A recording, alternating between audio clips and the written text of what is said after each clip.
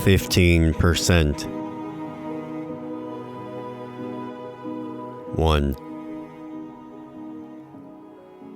There are some things you just have to tell, even if you don't know the reason. And as soon as you start telling it, you realize you're going to feel better after, or at least lighter. Last night I was flying back to Los Angeles through a storm, and the plane started to free fall and just kept falling for almost 20 seconds. I thought about my parents mostly. I thought about what my friends would say at my funeral. I thought of ex-girlfriends who might come. I wondered if it was going to hurt. Even in life, I'd wondered how exactly people die in plane crashes. Do their necks snap from some great jolt? Are they catapulted into the ceiling at high speed? Is a massive fireball involved? But the strange thing that I was thinking about when I woke up this morning was how my mind kept running back also to Brandon Langton, a kid I hadn't seen or spoken to in over 15 years. I guess he wouldn't be a kid anymore. He'd be a 30-year-old man, assuming he's still alive. I don't know why he wouldn't be. I think he must have been 13 when we met. I was still living in Florida back then. It was about 2 years after my last album dropped, and I was pivoting to agenting and talent acquisition.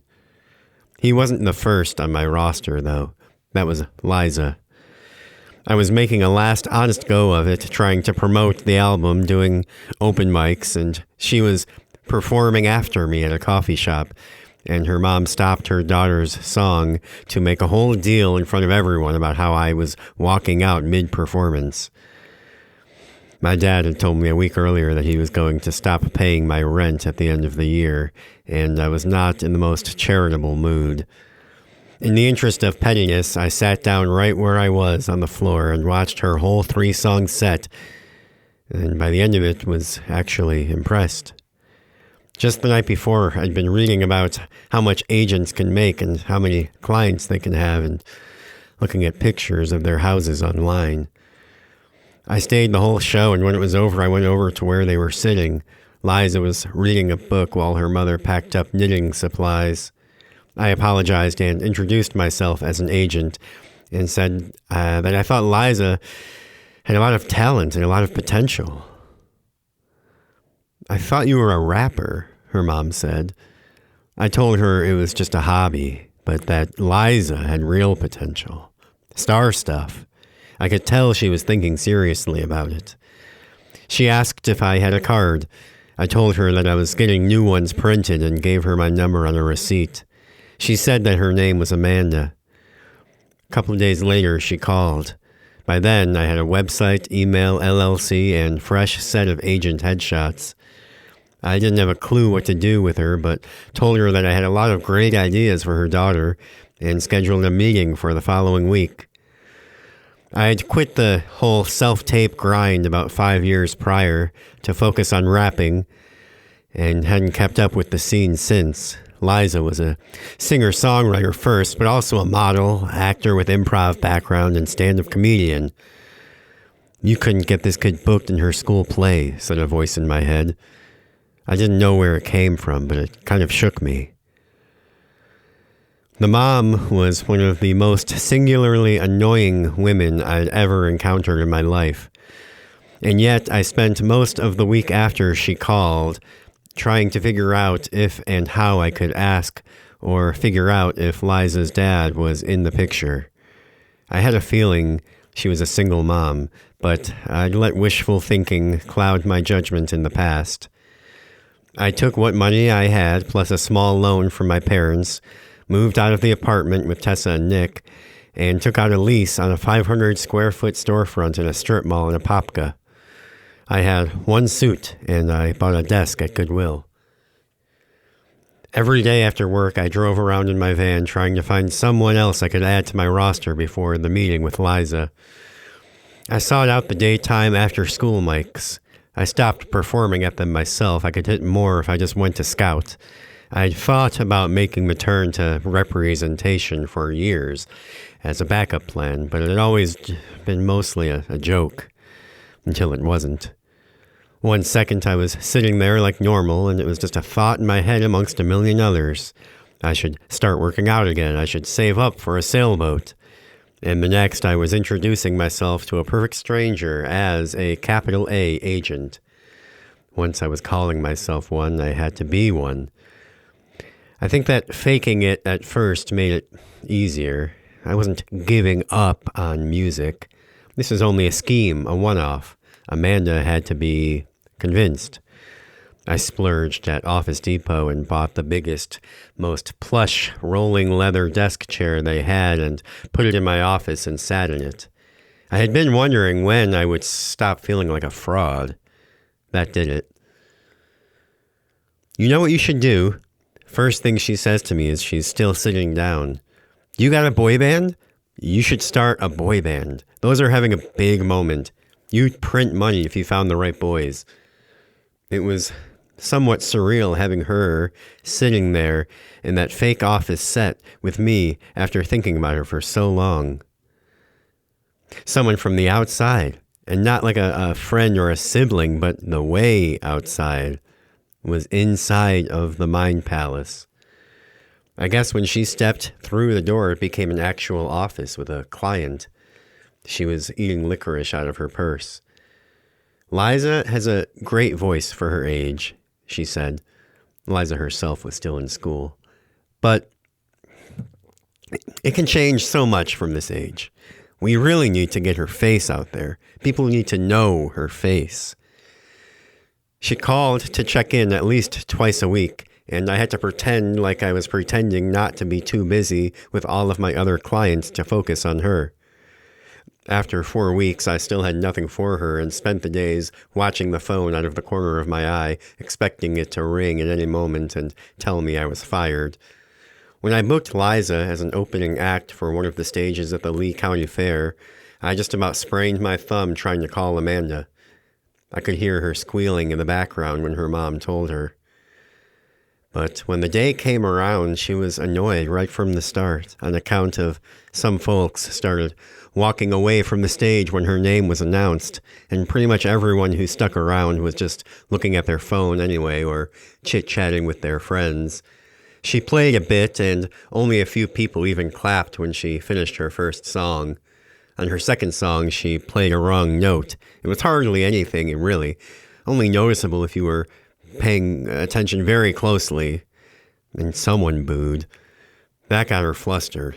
She tried to keep going, but messed up again, and then tossed her acoustic guitar down and started haranguing the audience and all the people walking by with funnel cakes. I was taken aback. But the more I listened to what she was saying, it started to hit my ear kind of funny, like it was rehearsed almost. I saw her mom near the stage filming her. Turned out she threw these tantrums semi-regularly, anytime a show went a little south. Her mom actually encouraged them, hoping one of the rants or tirades would go viral. She captioned them things like, "Pop star has meltdown at mall show." She called me on the phone the next day and said that we needed to get Liza into movies. I think a recurring or like some sort of like regular role on a TV show or sitcom or something like that would be a great start for her, she said. Something with royalties, preferably. That would be great, she said. You know, dancing pays you good when you're walking out of the club at the end of the night, but they don't send you checks in the mail for the lap dances when you're 40. I said she doesn't want to sing anymore. Look, Lizzie's a great singer, she said. I love to listen to her. She'll still do the All That Talent audition. But in the meantime, there's nothing a few more months of voice lessons wouldn't improve. As with anything. After the Vikings cut me, I spent a few years working at my dad's golf courses. I met Brandon just after 5 o'clock on a Sunday morning on the 10th fairway of Royal Oak, where I was the greenskeeper. I was out in my cart for my morning inspection and I saw his legs dangling way up in the big, dramatic-looking dead lightning tree that sits in the middle of the hole. There's an osprey's nest up there, and he comes sliding down the smooth trunk of this thing with a plastic shopping bag full of eggs. I got him on the cart and started driving him back to the clubhouse, the sun barely up yet. He said that he was the reason every McDonald's in the county had signs on the door about nobody staying longer than 30 minutes. He had kind of a feral look in his eye, but I must admit, before I could get to the phone to call security, he had charmed me. Couldn't get me to buy him a hamburger, though. I wasn't that easy of a mark. He looked to be about Liza's age. Said he didn't have any parents. I said, everybody's got parents. He said, not him. He said he just woke up one day when he was about 9 years old. I said, bullshit. He said, all right, man, believe what you want to believe. I asked him if he'd ever done any acting. So far, I'd only booked Liza a commercial for a dentist in St. Petersburg, and Amanda had taken it upon herself to start writing a screenplay. I was supposed to be looking for a male lead, a co-star for Liza. He had a look, this kid. He wasn't Tom Cruise, but he popped, like halfway out of reality almost. Whatever that thing is that movie stars' faces have that makes them seem realer than everyone around them. He laughed at the question. I said that it was an agent helping cast a movie and had a part that he should read for. He said, what makes you think I know how to read? I sent a picture of him to Amanda, and she agreed. He was perfect. I told him that the audition was next week and offered to drive him home. He shrugged. There was nowhere to take him. Oh, come on, I said. Surely there was an aunt he stayed with, an older brother, an orphanage, something. He said, wherever I am, that's where I stay. If I just turn around and leave you here, you're going to go straight back up my dead tree, aren't you? He shrugged. The kid didn't even have a pan to fry those eggs in. I put him in my van and started driving. I don't know what I expected. He didn't start talking. I regretted it as soon as we reached an intersection and he wouldn't tell me right or left. I drove around in circles for half an hour, growing more frustrated. Where should I leave you, then? Anywhere's as good as anywhere. 1 hour together, and I wanted to throttle the kid. I pulled into a 7-Eleven parking lot. Here? Sure. What's your phone number? How will I reach you? Do you have a phone? He shook his head. Do you want to be in a movie or not? I raised my voice. He shrugged. I put the car in drive. It was a 45-minute drive back to my new office in the strip mall, right in time for rush hour traffic. We stopped at a diner for breakfast, and by the end of it, he'd ordered and eaten 6 plates of pancakes. I half expected him to run out on me after that, and I think for a moment outside the car, I could see him thinking about it. A part of me wished he would. I said I usually go bowling after work on Sundays, and did he want to come? He shrugged. I said I had to finish up some stuff at work, and we couldn't go after all. He said okay. It seemed that was as much as I could expect from him. Well, I took him to the alley with me and got my usual lane and ordered a beer for myself and a cherry Pepsi and some nachos for him. And after 2 games, a few more orders of nachos because I actually wanted some myself. I was halfway through the 3rd game when it occurred to me to ask if he wanted to play. He shrugged. Go grab some shoes, I said. That was what Amanda called. Where are you? She said. My stomach sank. I knew I'd forgotten something before I knew what. You didn't have to sit here all morning, but she's going to be up within the next hour, and it would be nice to have her manager here showing his support and boosting her confidence. I looked at Brandon. Do you sing? I bet you can guess what he did. We took a box for the nachos and loaded back into the van. I asked him if he'd ever seen All That Talent. He said no. I played with the radio on the way, trying to coax him. He liked it all, apparently, every time I changed the channel. You like this? Sure, it's good. Hey man, I said, I'm trying to make you famous. Would you work with me? What can you sing good? He shrugged. It was $40 to park. Typical Orlando. It didn't take us too long to find Amanda and Liza. I think Amanda may have been more nervous than her daughter. Her group is up next, she said. I introduced them to Brandon and asked where sign-ups were. She kind of laughed and said she was pretty sure they were full, but I went and checked, and when I came back and told her that they stuck him in with Liza's group, she seemed a little offended. Some girl named Rebecca led the group off. She was maybe 12. She sang and played a ukulele. She wasn't very good at either, but all the other kids were really eager to tell her how good she was when she finished. Liza's voice was shaking a little when she started, but she recovered and finished stronger. A couple of theater boys went after her. They were both fine. And then a girl who looked about her age but was actually pretty good. Brandon was last. He tried to do a rap that I would later learn came from a video game I'd never heard of. He said the dance was from a different game. We went for pizza after, like I remembered doing after Little League games. It was empty except for one employee, and there was nothing in the salad bar but dust. The couch in my office was a pullout, and there was a bathroom but no shower. I asked him when was the last time that he showered.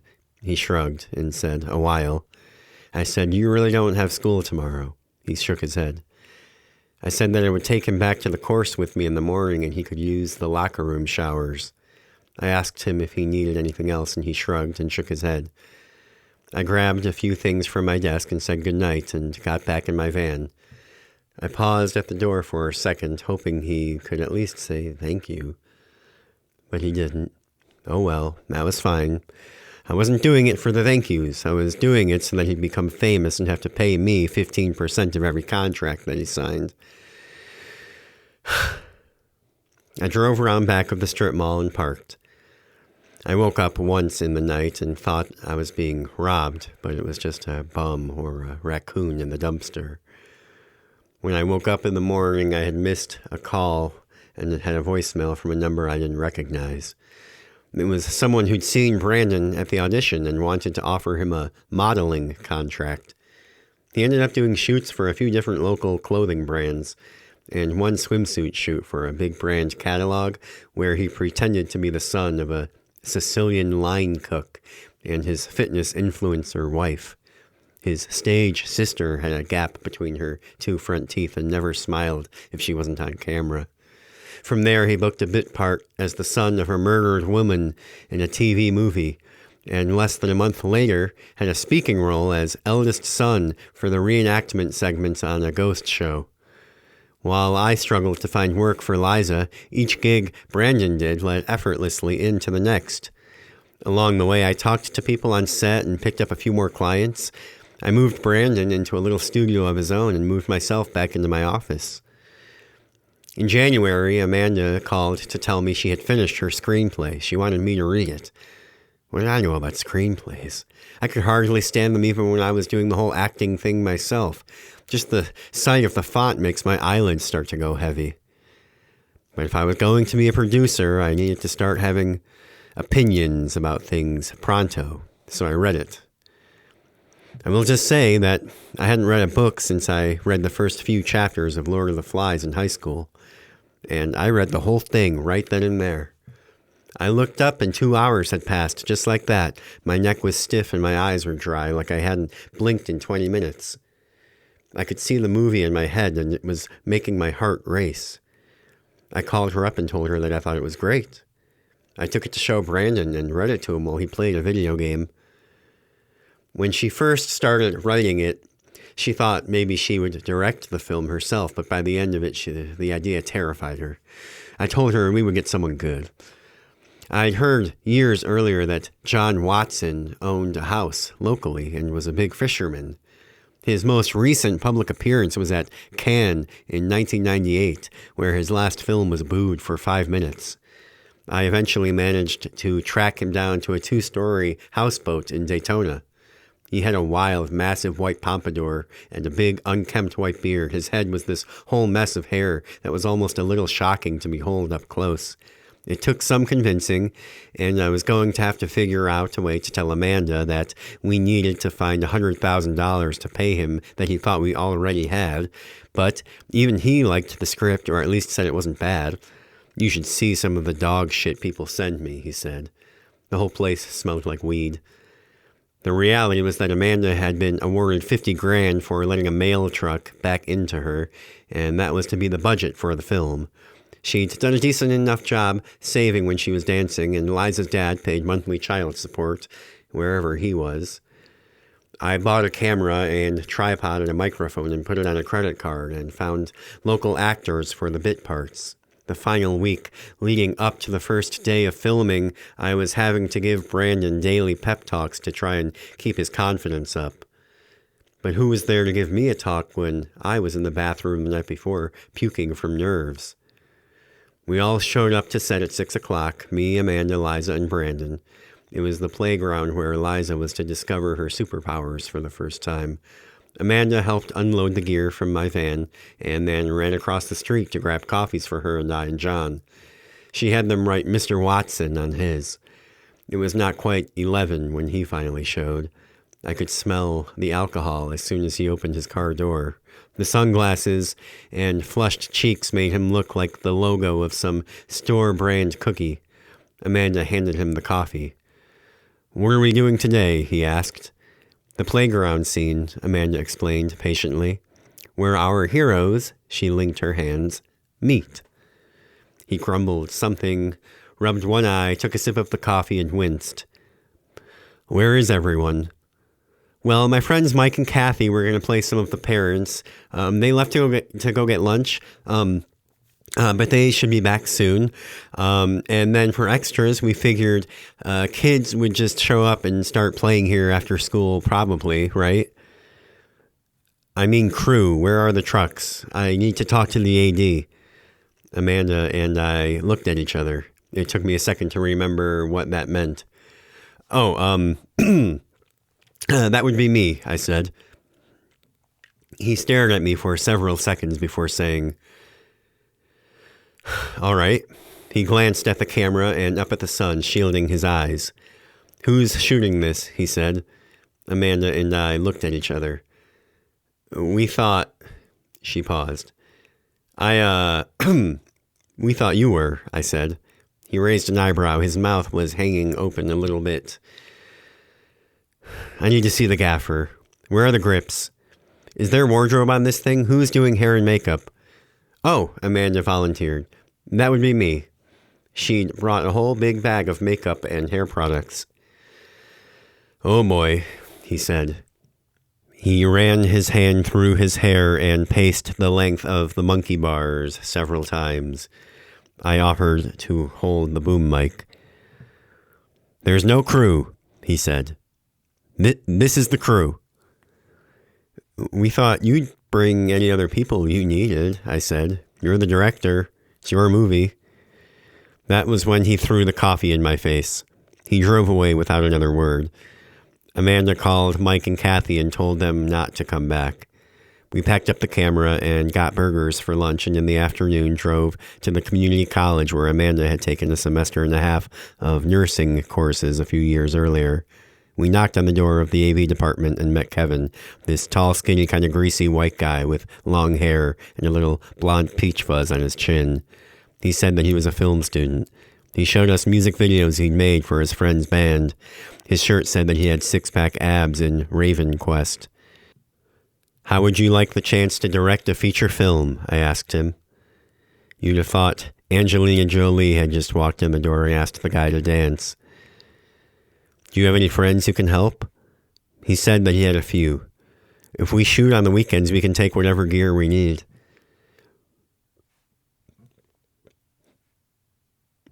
We rescheduled for the following Saturday. Everyone showed up on time, and with no bitching and moaning, we shot the scene in half the time we'd planned for. Imagine that! The footage Kevin would let me see didn't look much like a movie, but he assured me that that would come in post. We shot every weekend for the next month and made slow progress. Many times it seemed like anything that could go wrong did. Liza showed up sick and we shot 3 scenes where she was sniffling in every shot. One morning when we were supposed to film, Kevin woke up to find his car window broken and all the lights and C-stands missing. Every day at least one person that we were relying on canceled at the last minute. There was one thing that never went wrong though, and in fact gave me hope through all of the other trials that we could still have a movie after all. And that was Brandon. He was a natural talent, magnetic on camera, and even helped keep Liza centered and breathing whenever everything else was coming down around them. He was making a lot less money, again, focusing on the movie rather than the commercial gigs, which would pay him out in points on the back end. And so he had to move back into my office. I found, to my surprise, that I was glad to have him back. I was starting to feel a bit like Rhett Blasingame, the general manager of the Vikings for the 2.5 years I spent as their punter. He had a reputation around the league as one of the savvier wheelers and dealers, but the reality was that all he'd ever really done was draft Derek Hoskins at quarterback and move out of the way. I'd seen a lot of kids come and go from my talent roster during those first couple of months, but at the end of the day, I only had to strike gold once. And anyone with eyes could see that Brandon was gold in the rough, and it seemed every day there was less and less of the rough.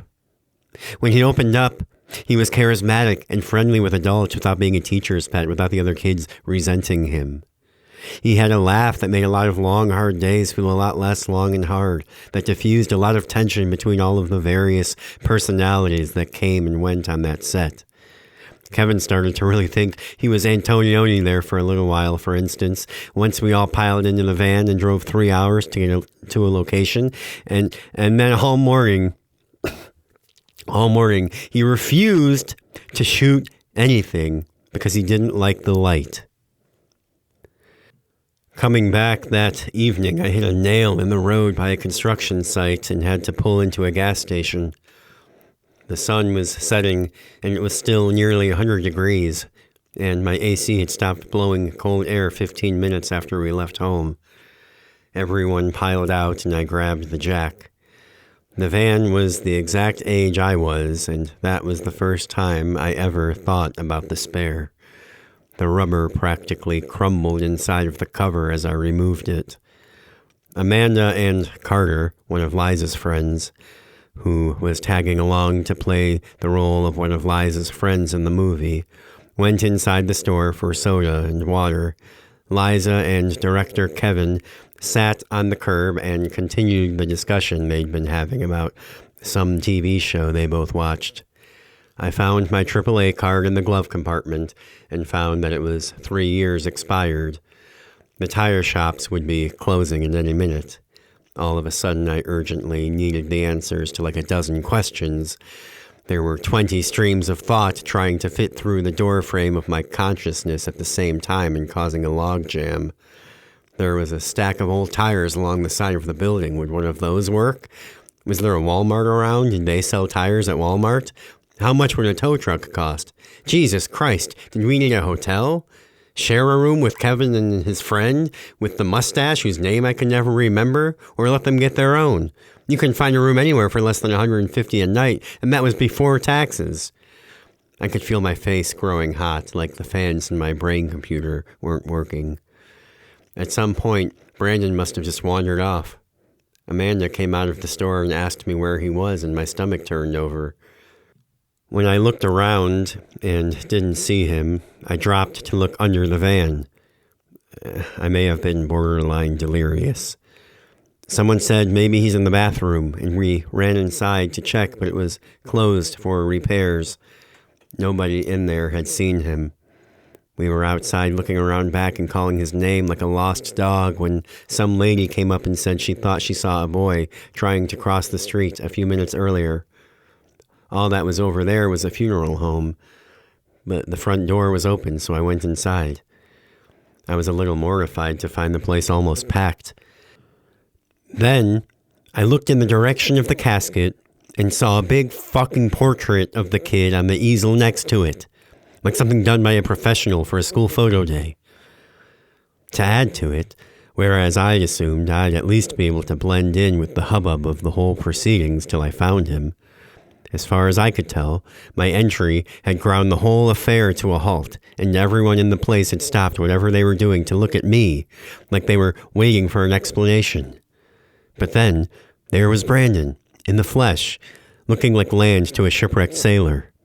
He was standing with two adults, a man and a woman. The woman had clearly been crying for a long time. "Is he yours?" she asked me from across the parlor. Her voice sounded serrated, and she spoke maybe a little bit louder than she needed to, considering how quiet everyone else was. Her tone made me think Brandon had done something horrible. I was shocked at how fast I started to question everything I knew about the kid. Her husband put his hands on her shoulders and held her, and she began to cry.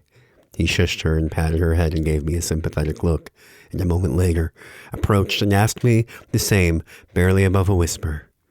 I said that I was his manager. Brandon said that he only came over to use the bathroom. He hadn't meant to upset anyone. "I know," said the man, and he patted him on the shoulder. "You didn't do anything wrong."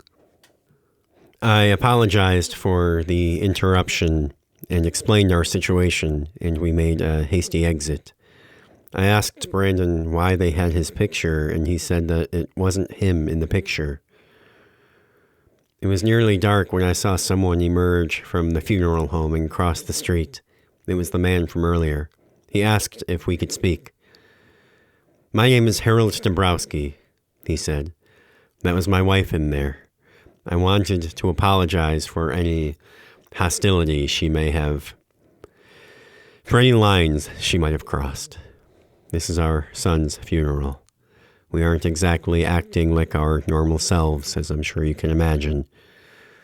I told him there was nothing to apologize for, and offered my condolences, and apologized again for Brandon's intrusion. "I was actually hoping to talk to you about that," he said. "You know, I actually know a mechanic. He's a friend of mine. Most of the shops are closed by now, but I could get him out here in a few minutes if you need. I'm sure he'd have a fresh tire he could sell you at cost. Even put it on for you." A miracle. "I think the reason," he said, and I noticed that he seemed to be having a harder time meeting my eyes, "that Brandon caused such a fuss in there. Well, I have to tell you, my wife literally screamed when she saw him. If you were wondering why the mood seemed so tense when you walked in there." "It's pretty uncanny," I said. He rubbed the back of his neck and squinted like he was looking off at something on the horizon. "There's no good way to go about asking this," he said. "Do you think we'd be able to meet Brandon again in the future? Maybe spend a little time with him?" I said what did he mean by the future, and he said that they had some appointments earlier in the week, but any time after Wednesday would be all right. I told him I didn't know. We lived several hours away, and he said he would be glad to compensate him for his time. "We just think," he said, and stopped, ran his hand over his mouth a couple of times. "I mean, you saw it," he said. There were tears in his eyes, shimmering neon green from the gas station lights. He wiped them away. "I don't know. Like I said, maybe we aren't in our right minds, and I'll call you in a couple of days and tell you it was just a crazy idea. But right now, we just kind of feel like it might be good or therapeutic for us to get to see him a little more and be around him." I admit I was a bit bowled over. I told him that I would have to think about it, and we exchanged phone numbers. Right from the start, though, I felt myself fighting the freelancer's urge to take every job offered. Harold apologized again before leaving. "I know it's a bizarre request," he said. "Just know that you would be giving a gift to two grieving parents." I watched him cross the street all the way back into the building. The mechanic came 20 minutes later. He didn't even charge me for the tire. I didn't mention anything about the offer to Brandon on the drive home, only said, "That was pretty weird, huh?" To which he shrugged. He'd switched with Amanda and was sitting shotgun while she and Liza slept in the back row. Carter was behind me with headphones on playing Nintendo or something. I could never figure out if they were a him or a her, and they never told me what they went by, but I alternated a few times throughout the day and always had the sense that I was getting something wrong, but they never said anything. It was a long time later, like I thought we'd moved on from the question, when Brandon said, "Yeah, I guess." I called Harold the next day. "We would be grateful for even an hour," he said. I said, "How much?" He said, "How about $2,000? "Just to meet him?" I said. "Yep, just to be around him for a little while. Chat with him. That's all." As his manager, it was my job to make these sorts of career decisions for Brandon, doubly so with him being a minor and all. I told Harold we could meet him next Thursday if he'd pay for our gas. They lived on a golf course. I only told Brandon that it was a job he'd booked. We stopped for Taco Bell on the way, his favorite. On a good day, he could eat a dozen soft-shell tacos. As soon as we rang the doorbell, I realized my mistake in the pit of my stomach, since my brain had refused to admit it. Harold and his wife opened the door, beaming. They looked almost like new people outside their black outfits in the dim funeral parlor. There was instant recognition on Brandon's face, but it was several seconds before he realized who they were. He clammed up. If I hadn't been standing behind him, he might have run. I guess we sort of lose that rabbit prey instinct approach to problem solving the longer we stay in civilization. He must have looked petrified because Harold retracted his offer of a handshake and apologized. He looked at me. "You didn't tell him?" I started to say, "I thought you would explain," and caught myself and just started explaining instead. Mr. and Mrs. Dombrowski lost their son, Mason, recently, as you remember, who you might remember, looked an awful lot like you. And they're feeling pretty upset, obviously, of course. And they called me up and wanted to know if they could see you again. Mrs. Dombrowski started crying and disappeared into the house. "They just want to hang out for a bit," I said. We went inside, and Harold led us to the living room, where his wife met us a minute later with a tray of cheese and crackers and deli meats. She offered me coffee and apologized for her outburst. She wanted to start over and introduced herself as Pamela.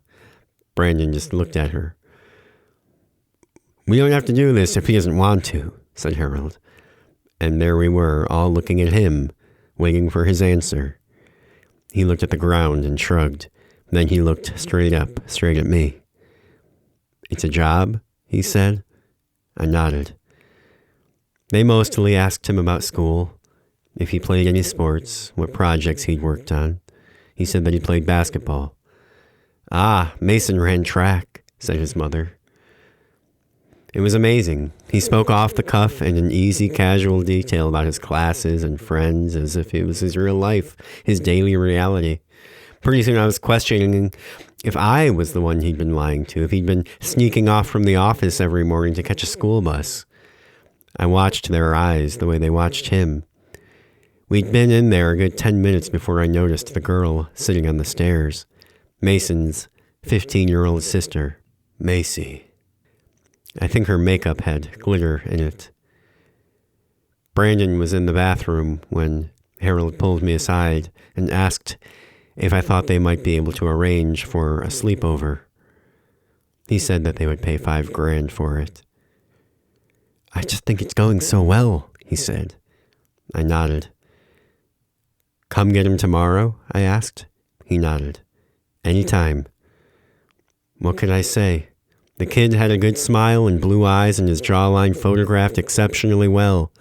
But he was making $100 and a slice of pizza, doing 12-hour days on student films.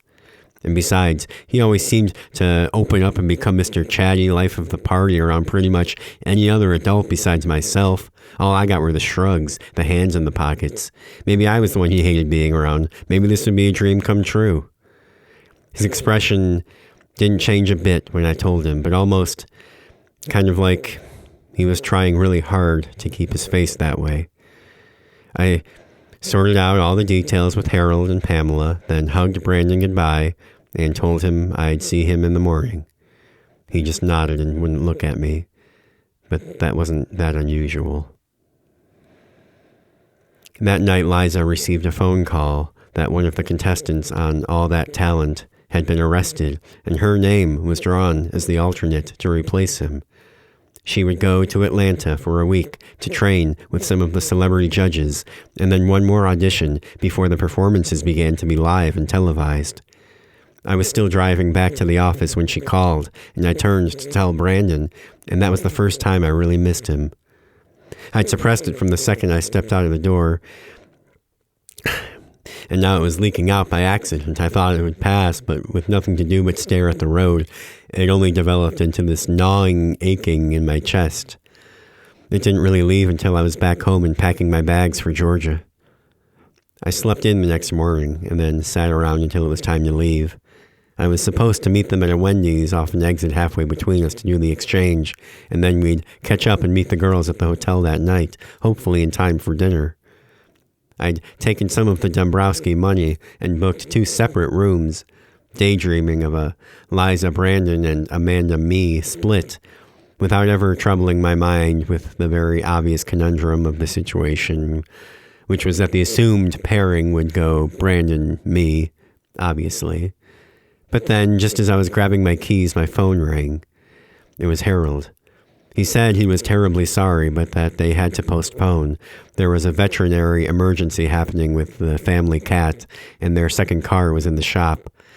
I said all right, and then sat around some more, waiting for him to call with a new time. He didn't call back for almost 5 hours. I would be lucky to make it to Atlanta before midnight. He said it was worse than they thought. Everyone was terribly shaken up and exhausted, and the cat would have to stay with the vet overnight. Would it be all right if the boy stayed one more night? It would just be so much easier that way. He offered another $1,000 on top of the original fee for the inconvenience. I left for Georgia the second we hung up. Once the last of the rush hour traffic died away, it wasn't such a bad drive. Amanda sent a photo of her and Liza in their room. I was barely more than halfway there when she texted to say that she was going to bed. I didn't get in until nearly 2. I slept late the next morning and woke up to another text from Amanda explaining where they were. I snuck a personal-sized box of Frosted Flakes from the continental breakfast that had ended half an hour ago and rushed to the theater to meet them. Liza was already inside when I arrived, so I waited with Amanda in the friends and family section. Everyone had little camps staked out around the lobby, little stars on the rock-hard carpet. A couple people had tents. When she hung up her call, she said hello and gave me a hug. She said she wanted to smoke a cigarette, so we went outside and walked around the parking lot. I explained where Brandon was. I wasn't sure how she would react, but I led with the paycheck. She thought about it a little bit and said, so it's like immersive theater, like a living performance? I shrugged and said, yeah, I guess it is. She said, huh. And at the end of it, I still couldn't tell how she felt about it. That night, we ate lobster for dinner, and afterwards, Liza went somewhere with some of the friends she'd made, while Amanda and I went to the bar at the nicer hotel across the street. She had a Long Island, so I said make it 2. We talked about Kevin and the rotating cast of degenerates and genuine oddities he brought in tow each weekend to help him run chords or focus the lens. She said that Liza was doing well in school. She was thinking about picking up a job waiting tables on the side again. I talked about various bullshit my clients were working on and very vague allusions to grandeur. We went to tea for tea. She mentioned that it was funny that I'd booked the rooms with the adjoining door. I said, why was that funny? She shrugged and blushed and batted her eyes in the other direction. My heart raced. It's not, she said. Okay, I said. Then it's not funny. We only needed to cross 8 lanes to get back to our rooms, and I still nearly managed to get hit by a car. They were on the second story above the pool, facing the highway. We said goodnight on the balcony and went inside. I'd never let Amanda see it, but I'd overextended myself on Long Islands, and when I laid down, the room started to spin. I gripped the sheets and held on. When the wave had passed, I turned over onto my back and focused on my breathing. I heard the hum of the mini fridge, the air moving through the vents. I listened and stared at the curtains and the little line of streetlight that made it beneath, and waited to hear the sound of the adjoining door open next door. I waited and waited. My side was unlocked. I heard kids running down the breezeway above us, a vending machine pumping out a soda, cats fighting in an alley nearby, some drunk guy shouting outside the Chili's a few lots down. It all swelled into a city lullaby, and wrapped in the alcohol, I soon felt myself fast sliding toward the catatonic. I was in the maelstrom, gaining momentum with each passer on the drain of consciousness when I heard the click of the doorknob next door. It was so sweet, just as I had imagined it, so soft, that my first thought was that I was dreaming. My second thought was that I wasn't, and I was pulled immediately back to the surface, my lungs one breath behind schedule. There was a moment of waiting that felt like a day, of wondering, of hoping, and then I heard the doorknob noise again, and knew. It was almost a month later. I woke up from a dream, sweating like a 35-year-old who just remembered that he has to take a final for a class he hasn't shown up to all semester. The name had been stamped across my cortex with hot iron while I slept. I'd forgotten it completely the moment I left for Atlanta, and here it was. Brandon.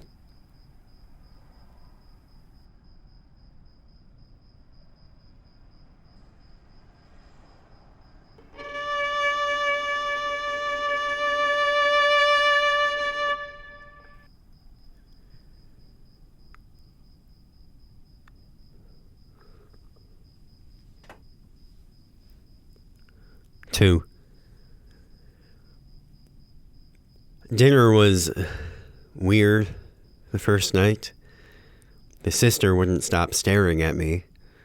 The mom only cried once and seemed really, really happy after that.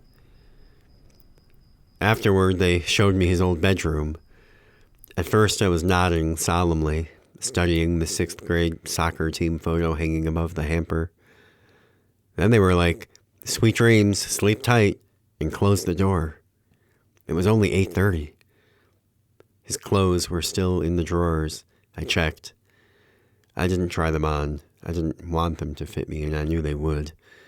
I only had the clothes on my back, so eventually I just laid down on top of the made bed in my jeans and used my hoodie as a blanket.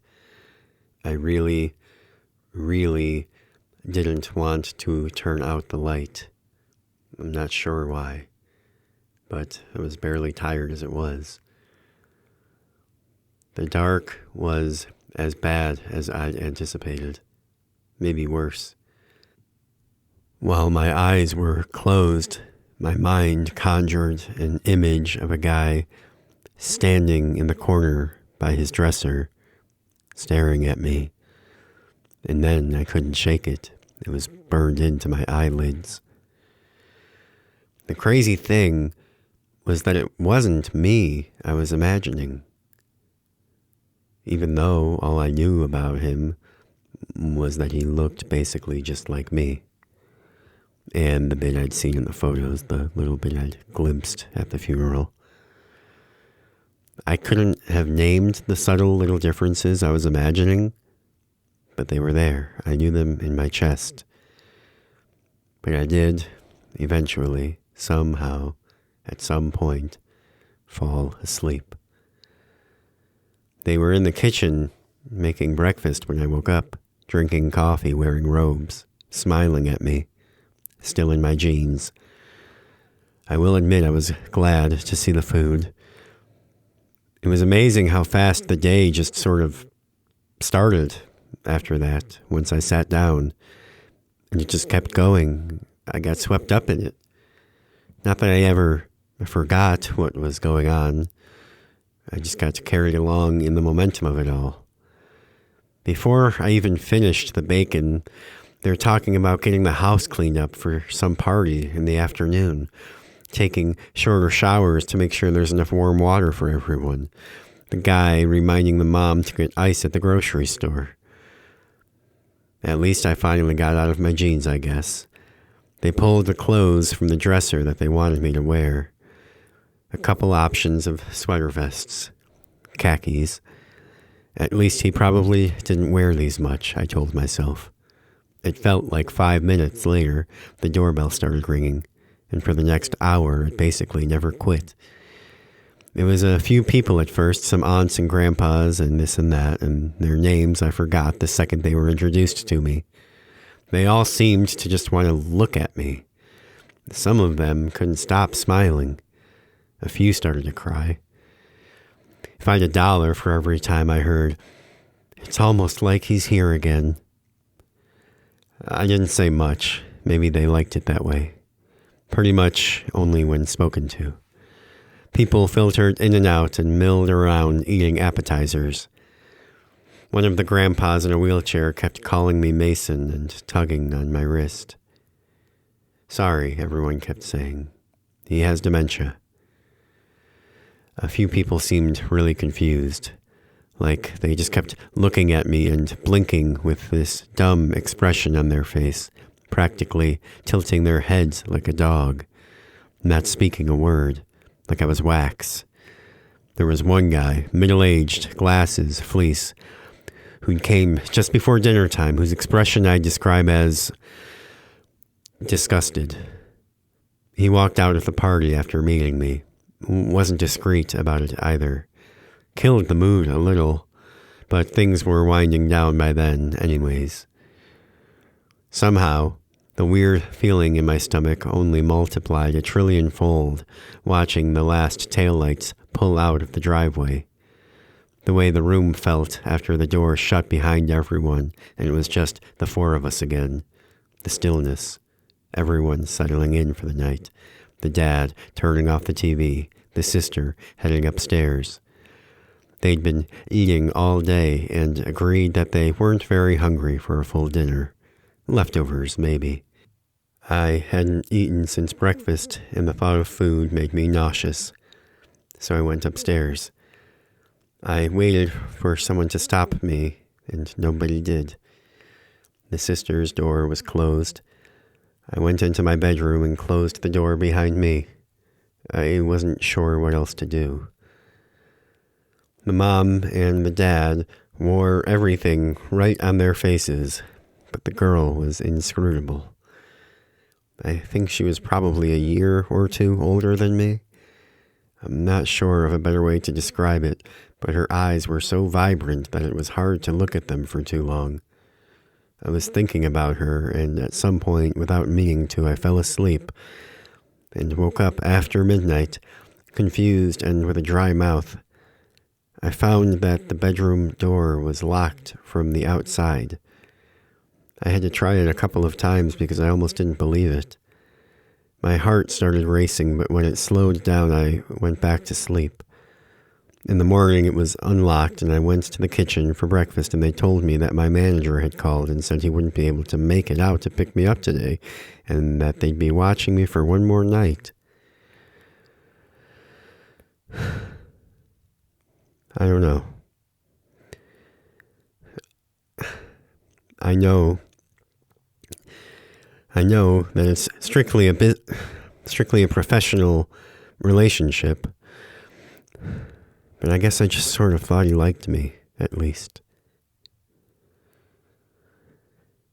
I expected to leave in the morning, but they were still in their robes and pajamas at breakfast. I asked when we were leaving, and they said, around dinner time. They said Brett said he was going to be on set all day with another one of his clients. So we went to the zoo.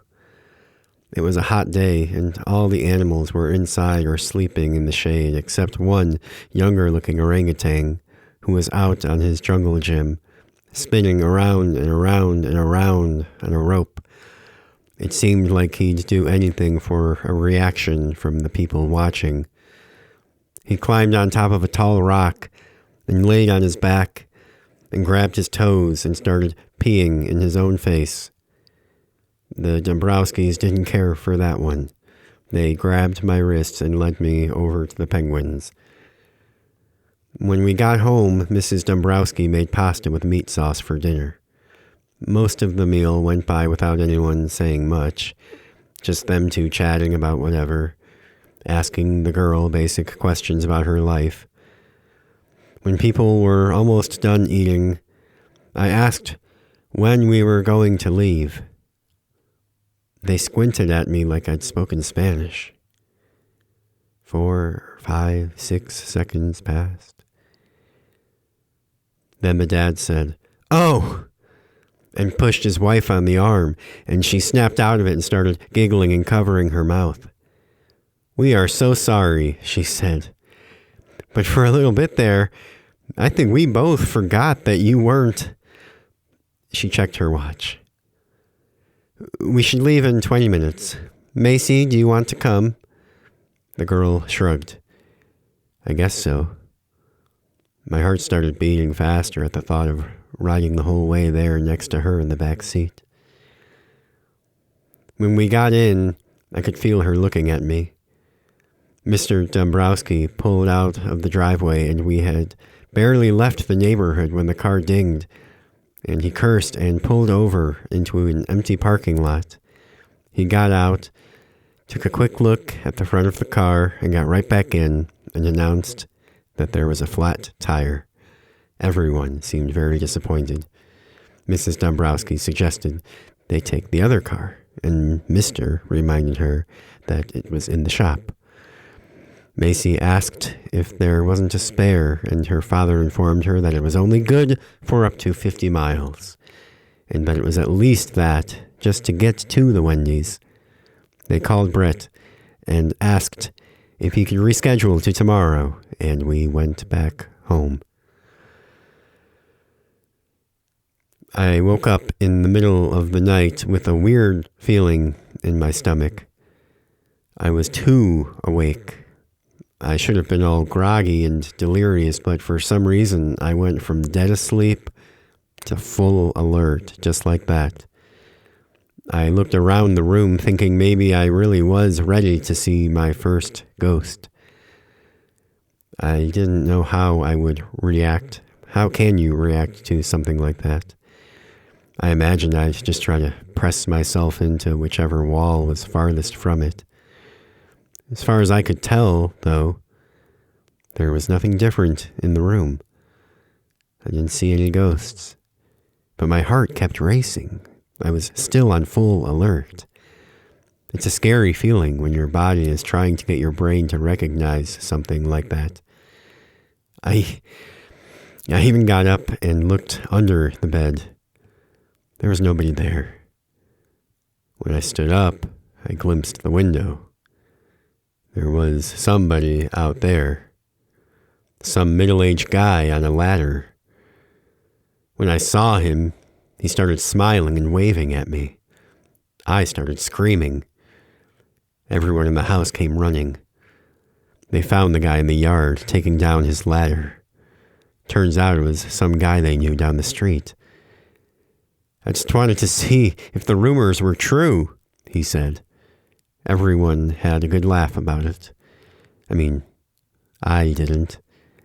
But I did manage to fall back asleep, only to wake up again sometime later. It was still dark. Same hair on the back of my neck feeling, maybe even more intense. I looked around the room. Something was different now. My spine knew it before my eyes. On the second pass, I saw her there, crouched behind the desk, looking at me. Mrs. Dombrowski. I somehow managed to say hello, even though trying to breathe, it felt like my throat was cinched tight. For what felt like a very long time, she didn't say anything, like if she didn't respond, she'd be invisible. "I'm sorry," she said softly. "I didn't mean to wake you. couldn't help myself. You're so handsome. I feel like I need to fill myself up with as much of you as I can while we've got you here with us. In the morning, when I came downstairs, nobody was in the kitchen. They were all in the living room with balloons. When they saw me, the dad pulled a confetti popper and the mom yelled his name at him. "We just got off the phone with your manager," she said, "and he agreed to let us rent you for a whole nother week. Isn't that wonderful news?" That really knocked the wind out of me. I don't know if it showed on my face. I guess it must have. It was like that feeling where you're leaning back in a chair and almost fall, stretched out over the entire rest of the day. I don't really remember much that we did or anything that happened. It's almost like I wasn't really present in my body. I don't know where I actually was, though, either. I was woken up again that night, this time by my bedroom door opening. It was the girl. She closed it softly behind her and stood there a second in that dark corner, looking at me. Then she said, "Hi." Her voice gave me goosebumps. It was a little coarse at first, like she hadn't used it in hours. I didn't say anything. After a moment, she approached the bed and then climbed into it with me. I think that she must have been able to hear my heart beating then. She touched my cheek, and then she kissed me. We made out for almost 2 hours, and afterwards we talked. She told me that her brother died at a waterfall on a family hike. She said the rock was slippery. She'd been nervous to be up there from the start. There was a misty, spitting rain going, the type where you had to squint constantly. Her dad reached into his pocket for his camera and accidentally bumped her brother in the back with his elbow. It was getting really late, and I was starting to wonder if the sun was going to rise soon. She had some of the bed sheets balled up in her fists and was staring at them when she said the last part. She said that in that moment of panic, with his camera in the air, floating toward the edge, and his son teetering, he reached out for his camera. He missed it anyway. It glanced off his hand and fell into the mist. His son's arms started windmilling, and then he noticed him, but by then it was too late. His wife yelled out for him to do something, but there was nothing to be done.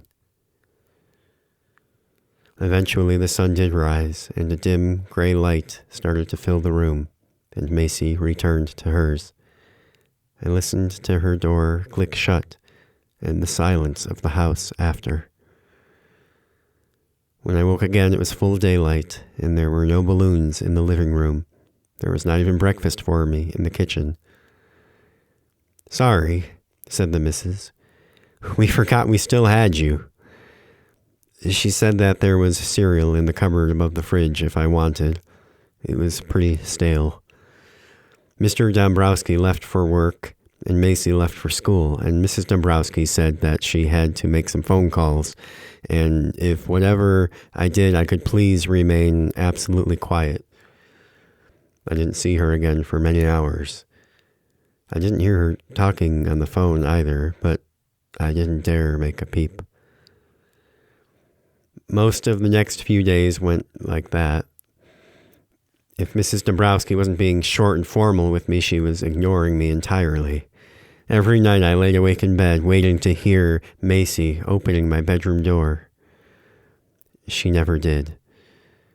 I sat in that bedroom, staring at posters and peeling wallpaper long enough to start wondering if I really was him. I noticed a bunch of deep scratch marks in the door jamb by the handle, like someone had been trying to pick the lock, and I couldn't remember if I'd put those there or found it like that. One night, they didn't invite me down or even tell me that they were starting dinner, and then when I showed up, they looked at me like I was a squirrel eating out of their bird feeder. They went on talking like I wasn't there, but then invited me down to play a board game an hour later. On Saturday, Mr. Dombrowski woke me up and said that we were taking a family trip. They packed lunches and light jackets, and we all climbed into the car. He drove for several hours, and I didn't dare ask where we were going or how much farther, and I couldn't tell if Macy knew anything more than I did. The more I tried to figure it out, the more I realized that she wasn't looking at me on purpose. When we parked, we were at a state park. Everyone took a water bottle and a granola bar, and we walked into the woods. We'd been walking for over an hour, and it had felt like 5, when we rounded a bend in the trail, and it started upwards. And when there was a break in the foliage, we had our first glimpse of a sparkling blue waterfall a minute or two ahead. Macy hadn't spoken a word to me all day. She acted like I wasn't even there. Like they were trying to make up for her attitude, the Mr. and Mrs. seemed overly chipper as we started climbing up to the top of the waterfall. "This is the steepest hill in all of Florida," he said. I thought he was being serious. Everyone was out of breath when we got to the top. The sunlight made rainbows in the spray. It was much quieter at the top than the bottom, but the only thing I could hear over the water was the whoosh of the cars going by on the highway, and that was very far away. We hadn't passed anyone on the trail coming up, and from the highest vantage point in the area, I couldn't see anyone either. The mist felt good on my face, and I closed my eyes for a moment. I have a memory of going to a Six Flags somewhere years earlier. I don't remember who took me, but I remember, despite all the rides and roller coasters and shows, the main thing I wanted to do was run back and forth under the misters for like an hour. Someone said I was like produce. I opened my eyes. Some clouds had come over the sun. I noticed that the 3 Dombrowskis were standing in a little group, and that I was somewhat separate from them physically, over closer to the ledge. The missus smiled and waved when she saw me looking at them, squinting in the spray. They all kept looking at the ground, the sky, anything but each other, and only looked at me in little glances like they didn't want me to notice. After a couple of seconds, I realized their lips were moving, that they were muttering things to each other under their breath that I couldn't hear over the sound of the water. It gave me a nasty, sickly feeling in my stomach and on the back of my neck that I couldn't ignore. And all of a sudden, when I looked over the edge of the cliff, it made me dizzy. I walked forward toward them, whatever was the most direct path away from the ledge. Mr. Dombrowski put his hand on my chest to stop me and held me like that at arm's length while he seemed to think about something. He was very, very strong. I could feel that just from his grip. He had hairy forearms. Plenty strong enough to toss me around pretty easily, I imagined. Whatever he was thinking about, he didn't decide fast enough. I took a step back away from him, and our eyes met for a second. I looked over at the missus, and I swear I saw her lip twitch. They were all staring at me. I walked away from them, back down the trail the way we'd come, saying I was tired and asking if we could go home. To tell you the truth, I didn't remember a thing about her brother and the waterfall till much later. It was just that bad of a feeling. After a moment, I heard them start on the trail behind me. Nobody said anything to anyone the whole way down, and as we pulled out of the parking lot, the car was silent. Mr. Dombrowski drove for a while. The route seemed different than the way we'd come in, but what did I know? We drove past strange landmarks. It grew later in the day, and I didn't have the sense that we were any closer to home. But again, what did I know? It was just a feeling. Soon the sun started to set. We'd been on and off back road 2-lane highways and even more rural and bumpy roads for several hours, when seemingly at random, Mr. Dombrowski put on his flashers and pulled over onto the gravel. He cleared his throat, and I heard Macy shifting on the leather seat. After that, it all happened very fast. He unbuckled his seatbelt and opened his door. The car started to beep. He came around to the back of the car to my side. I remember the sound of his footsteps in the gravel, but I mostly remember the beeping, like something you'd hear on an airplane. He flung open my door, and the beeping continued. I remember how he towered over me. I remember being in his shadow, the hairs in his nose. The beeping, the beeping. He reached over me and unbuckled my seatbelt, and with his other hand grabbed my arm, firm enough to leave a bruise, and yanked me out of the car. I landed on my face in the white and silver little rocks. Before I even knew what was happening, both doors had slammed shut, and the beeping stopped. I was still face down when the car pulled back onto the asphalt and drove away. The taillights seemed to linger in the distance for minutes. The sky was purple, and I walked as far as I could before dark. My legs ached by the time the sun set, and the scenery around me looked no different at all than where I'd started out. I took a turn at the first intersection I reached just for something different. I watched the moon rise over the swamps. I switched to the far side of the road to avoid a gator resting in the right lane. I walked on the white paint like it was a balance beam. At every intersection, I tried to bring myself closer to civilization, but every choice I made seemed to be wrong in that regard. Who knows how late it was? I normally have a good sense of direction, but I couldn't have said if I was walking north, south, east, or west at that point. I walked through a mangrove thicket, and in a culvert beneath the side of the road, I could see the backs of a dozen gators shining in the moonlight, writhing around in a pile. I kept walking. Eventually, all the trees disappeared, and the land was flat and marshy for miles around, as far as the eye could see, besides a few dead or leaning trees here or there where big birds had made their nests. The tallest thing was the grass. I kept walking, and at a four-way stop, went left. A few minutes later, I started to see a light on the horizon. I thought it might be a truck stop or a small town. I walked on. It was not. It was a very, very big building. Bigger than you even expect a big building to be, so that it affects you in a physical way when you see it. At first, from afar, it was only this big, hulking, dark mass, but its features became clearer as I walked on. It was made out of dark brown stone, in a huge plain rectangle with little turret towers at each of the corners, like a castle, with rows of pennant flags lining the tops of the walls. There were accent lights along the edges of the towers, which changed color every few minutes, seemingly at random. I walked on, expecting to find the edge of some small town around whatever this building was, but there was nothing else. It stood alone, out in the middle of an endless marsh, flags snapping in the breeze. There was a little dirt road that led to it. The turnoff was not marked by any sign. I didn't see any cars anywhere, and hadn't for a long time.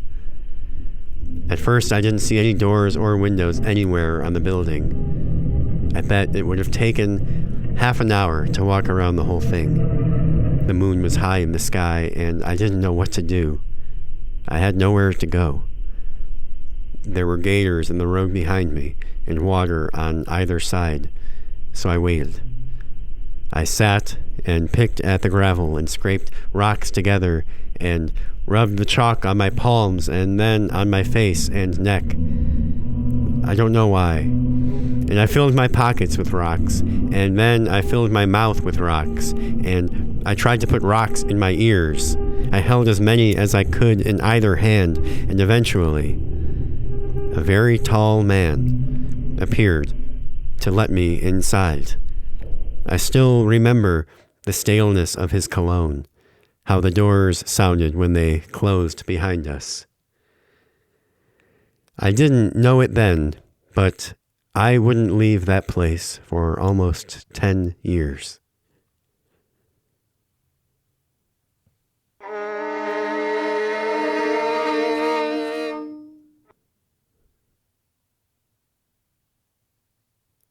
Three. I watched them from my window. They used them like lawn gnomes, like a living 24/7 nativity scene, but instead of the birth of Christ, they're doing Natasha's 9th birthday party where her dad came back from the army and surprised her. And there's real Natasha, 37, sniffling and giggling and clapping like a seal.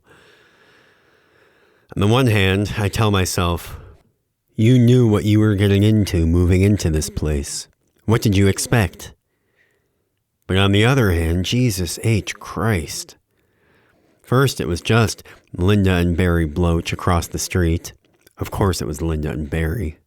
But within 6 months, they were on every third or fourth identical lawn up and down the entire godforsaken street.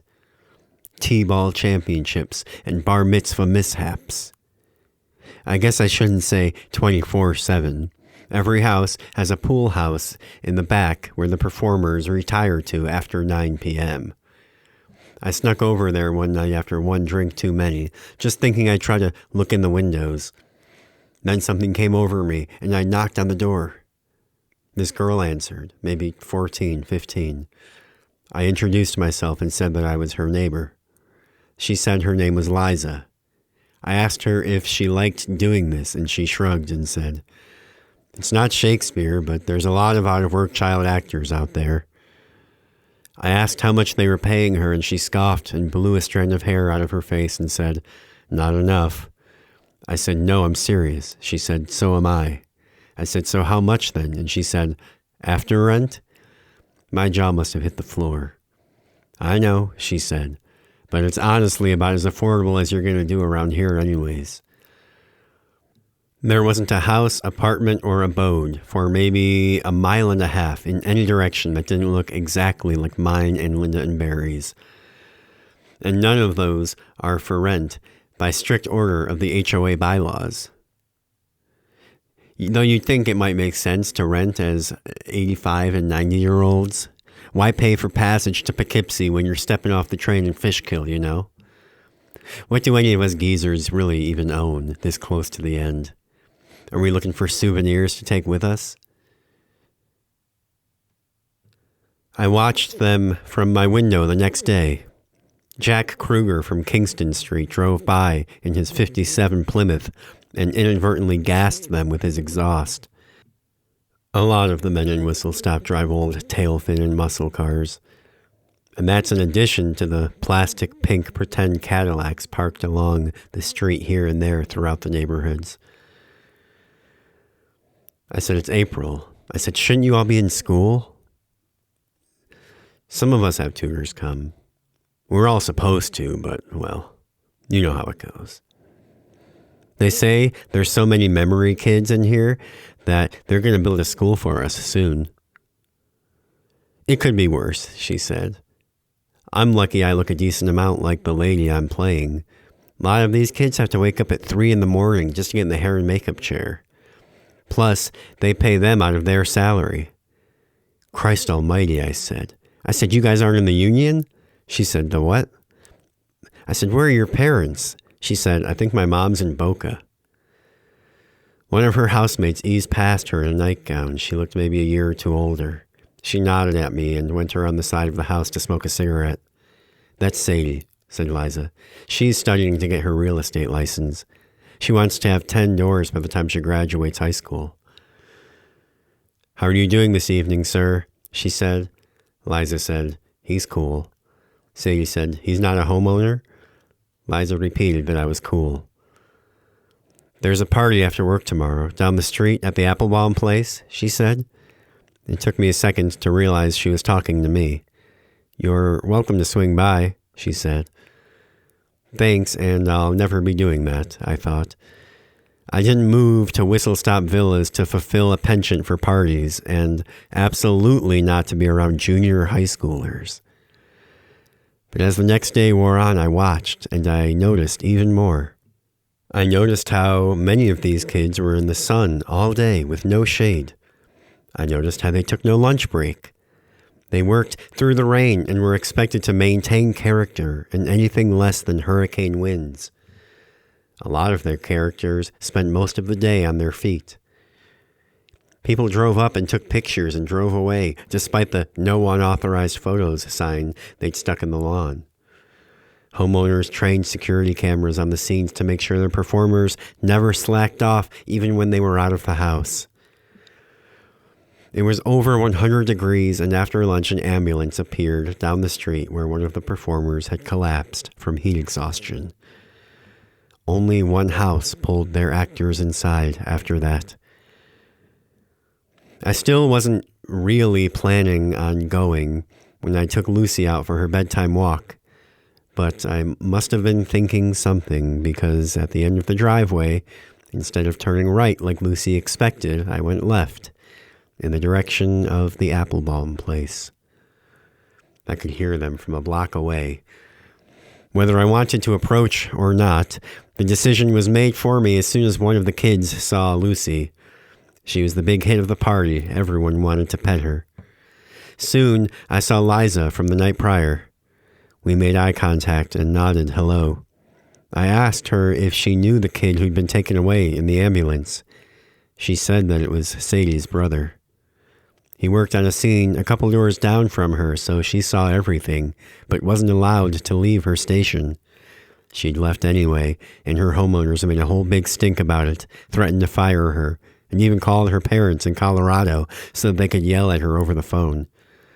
I asked Liza where she was, and she said that she was around somewhere. Later that night, I found her in the garden smoking a cigarette. She said that her brother was in the hospital in stable condition. She said he'd probably be able to come back to work in a couple of days. It was clear she'd been crying. There was a lot that I felt like saying in that moment, but as the words came traveling up my throat, they all seemed inadequate or somehow inappropriate, and I just put my arm around her. The next day, I was at the Publix when they opened and left 5 minutes later with a trunk full of water bottles. I pulled up to Trish and Gil's place first, where Sadie was wearing a soccer jersey and holding a trophy. One of her front teeth was blacked out to appear missing. I tried to give her and her castmates the water, but they were hesitant to take it. Pretty soon, Larry was out on the front stoop, howdy-bobbing me. I could see Trish lurking back in the house behind him. "What you doing?" he says. I told him what it looked like. I was giving some water to the kids on a hot day. Was that a problem? "No problem, pal," he said. "They're just supposed to be performing is all. Don't worry, we take care of them." I started to say that a kid passed out just yesterday, but couldn't even get it out, something welling in my throat, cutting me off. I don't know if it was anger or grief or something else, but all I could do was hand the water out even harder. "Bob, please, you're interrupting Trish's decorations. I pay good money." He stopped to smile and wave at a neighbor driving by. I wanted to argue with him, but I didn't even know how much the kids made. So all I could say was something about having a lot of other yards to hit, so he shouldn't worry, because I'd be moving myself along shortly anyways.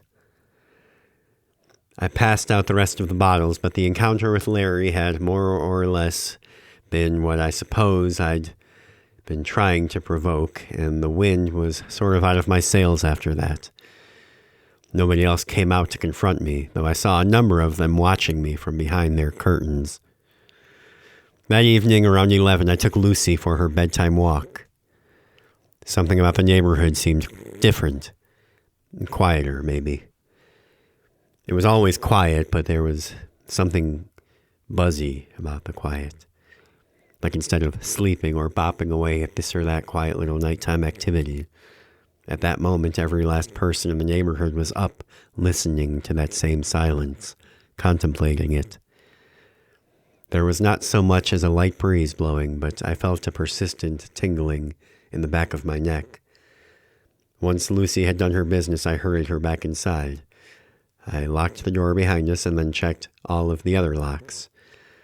The official slogan of Whistle Stop Villas was, "Return to the days when nobody locked their front door."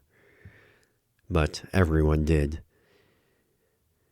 I put on the kettle for my bedtime tea, and while I waited, began deciding which book to pull from the shelf. I was tired and would probably only manage a couple pages of whatever I chose.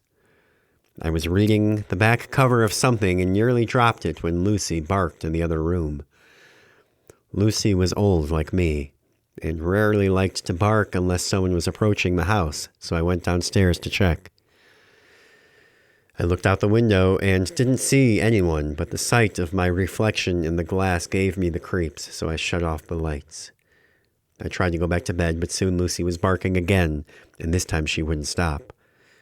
I kept the lights off and went back to the front room where I could look out the window onto the front lawn. There still wasn't anyone there, but Lucy was stuck to my side, and she seemed so nervous and so insistent that it felt like there had to be something wrong. I checked the backyard. Nobody there either. I made sure all of the doors were locked again and went back upstairs, which caused Lucy to start crying. I called her up to bed with me, and eventually she reluctantly came, but wouldn't come curl up with me, and sat at the foot of the bed instead, at attention. I tried to fall asleep, but it was hopeless with her acting like that. Then the doorbell rang. Lucy went berserk. My heart began to race. Maybe it was just some teenagers playing a prank. Why else would a doorbell be ringing after midnight? Never mind that besides the memory kids, teenagers weren't allowed anywhere near Whistle Stop. I found her at the top of the stairs, snarling at whatever was down there. I could see shadows shifting around of people on the porch. I went downstairs and looked out the window. It was Linda and Barry Bloach. They saw me and gave a little smile and wave. I opened the door a crack. "Evening, Bob," says Barry. I said, "Barry, it's already tomorrow." He said, "We heard you've been going around stirring up trouble with some of the neighbors' memory kids." "No trouble," I said. "Just bringing water to kids on a hot day." "Just water, Bob? Is that all?" "'Cause Linda and I have personally spoken to another resident who saw you and that loudmouth mutt of yours at a social function where minors were discovered to have been consuming alcohol." I told him he was out of his mind and shut the door on them. He kept talking. "And why is Mandy Anderson hearing her MKs talk about this union business?" The bastard knew me well enough. I was tempted to open the door just to argue with him, but instead I said goodnight, locked it, and went back upstairs. When I came out of the bathroom after brushing my teeth, I could tell something was different. There were voices coming from the front of the house. The light was different. There were 20 or 30 some people gathered on my front lawn, and fully half of them were carrying lit tiki torches. "You better come out here and talk to us," Barry shouted loud enough for me to hear. "People are making some pretty serious allegations." "He stares out his window at ours all day long, through the blinds, like a pervert," shouted Linda. Someone in the gathering yelled that I was a creep. "Take all the deviants and slit their bellies open like fish," said someone else. Someone threw a rock through my front window. Before I could threaten to call the police, I spotted Errol Wortmeyer among the crowd, whose son-in-law was the current county sheriff. "If you've got nothing to hide, you should have no problem talking to us," screamed Linda. Another rock came flying. Then, as if they'd been waiting for permission, another and another, pelting the siding, shattering glass. The crowd surged forward, and several people stormed into the house. They dragged me out into the driveway, where they loaded me onto a golf cart. Driving in formation with a few others, we proceeded to the HOA community common area, which was the clubhouse between the tennis courts, where the board met once a year to approve budgets and such. They turned on the lights and began setting up the stacks of chairs in a vaguely courtroom-style arrangement. Stuart Goff was in one corner with his phone and a small posse of seniors. They wanted him to call the FBI, and when nobody answered, someone suggested their nephew who worked for the NSA. They called the police and asked for them to send a bailiff, or at least handcuffs for them to borrow, because they'd made a citizen's arrest of a child predator. They listened while whoever was on the other end of the line spoke, and then when they hung up, a few more people joined the powwow and they discussed. In the end, they loaded me back onto the golf cart and drove me back to my house. The whole group quickly dispersed after that. "It's a seller's market," they said. "Nobody's making you live here if you don't like the way we do things." I ignored them and went into my house. Then a thought occurred to me, and I may never, for as long as I live, know why it did so at that moment. I didn't check my mail today, I thought. So I went to go do exactly that. I walked down the driveway in my slippers, opened the box, and took the small stack that was inside. Then I dropped it on the curb as my body was racked, as something tore through me. It was a force unlike anything I'd ever felt in my life. And there was an incredible heat on my face now, and the lawn was all lit up. I heard it then, the concussion, the explosion, loud enough to shatter my left eardrum. Some kind of bomb. My living room, almost half of my house, was suddenly, simply, no more. So, that's how I come to be in this park. That's how, after a prestigious and respected 40-year career as a lawyer for just about every big movie studio you can name, I ended up living in a mobile home. At least there's an ocean view, though they're building condos next year that will block it. Who knows where I'll be in a year. Either way, I've seen about enough.